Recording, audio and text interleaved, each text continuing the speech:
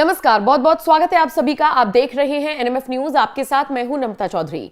Samajwadi party Maharashtra में भाजपा की B team है, यह बयान दिया आदित्य ठाकरे ने और उसके बाद से ही पूरे महाराष्ट्र में हड़कंप मच गया।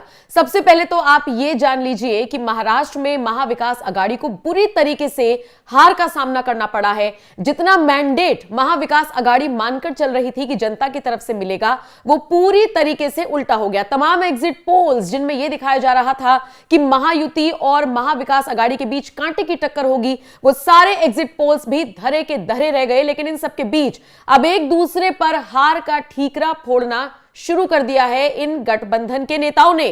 तभी तो कभी अबू आजमी जो कि समाजवादी पार्टी के नेता हैं, कभी वो नाराज हो जाते हैं, तो कभी आदित्य ठाकरे ये तक कहने से बाज नहीं आए कि समाजवादी पार्टी बीजेपी की बी टीम है महाराष्ट्र में। और उसके बाद अखिलेश यादव को भी खुद को इस गठबंधन से अलग करने में देर नहीं लगी। तो महाराष्ट्र में किस तरीके से सियासी पारा हाई हुआ है, इसका अंदाजा आप लगा सकते हैं। लेकिन इन सबके बीच यह भी जान लीजिए कि पूरा विवाद शुरू कहां से हुआ। दरअसल उद्धव ठाकरे गुट के एक नेता ने बाबरी मस्जिद को लेकर एक पोस्ट कर दिया। 1992 में बाबरी मस्जिद को जिस तरीके से ढाया गया था, उसने तारीफ कर दी, जिसके बाद सपा विधायक अबू आजमी बिफर गए। निश्चित तौर पर एक बहुत बड़े मुस्लिम नेता के तौर पर उनको जाना जाता है और फिर समाजवादी पार्टी की विचारधारा भी सबको पता है। दूसरी तरफ अगर हम उद्धव ठाकरे गुट की बात करें या आदित्य ठाकरे की बात करें, तो ये वो शिवसेना है जो हार का मुंह देखने के बाद अब ये मानकर चल रही है कि हिंदुत्व की राजनीति पर फिर से लौटना पड़ेगा। और शायद इसीलिए एक एक कर अपने सभी साथियों को ठाकरे छोड़ रहे हैं, क्योंकि उनका मानना है कि हम हिंदुत्व की राजनीति करेंगे और अकेले अपने दम पर आगे बढ़ेंगे।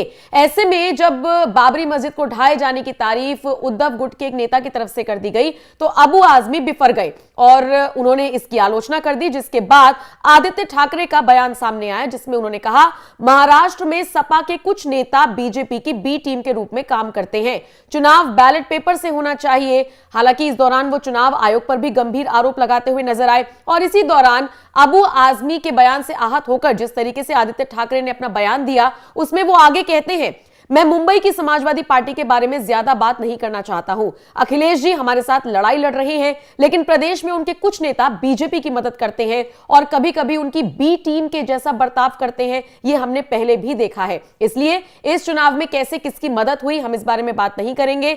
लेकिन ये जो कल का ट्वीट है वो हम पहले भी करते आए हैं। शिवसेना का जो हिंदुत्व है वो स्पष्ट है। हमने कभी नहीं कहा कि हम हिंदुत्ववादी नहीं है। हमारा हिंदुत्व घर का चूल्हा जलाने वाला हिंदुत्व है। हमारा हिंदुत्व हृदय में राम और हाथ को काम देने वाला हिंदुत्व है। हम बाबरी मस्जिद के बारे में पोस्ट किया और पहले भी करते रहे हैं। समझ सकते हैं आप, बाबरी मस्जिद को मुद्दा बनाकर हिंदुत्व की राजनीति करने के लिए शिवसेना यूबीटी अब आगे आ गई है। और इसी से आहत होकर अखिलेश यादव ने अपने आप को इस गठबंधन से महाराष्ट्र में अलग कर लिया और इसीलिए अबू आजमी भड़के हुए हैं। लेकिन माना यह जा रहा है कि अबू आजमी का आलोचना करना ही इस गठबंधन के टूटने की वजह बना है। इतना समझ लीजिए कि महाराष्ट्र में बुरी तरीके से हारने के बाद शिवसेना यूबीटी को यह तो समझ में आ गया कि अगर बाल ठाकरे के सिद्धांतों से समझौता करेंगे तो फिर इसी तरीके से हार का सामना करना पड़ेगा। आप सोचिए ना, इतना बड़ा मैंडेट मिला है बीजेपी को, और अगर कुल मिलाकर देखा जाए तो महायुति को 230 से 32 सीटें मिली हैं। मतलब आप बहुमत के आंकड़े को भी आराम से क्रॉस कर गए अगर पूरे गठबंधन की बात की जाए।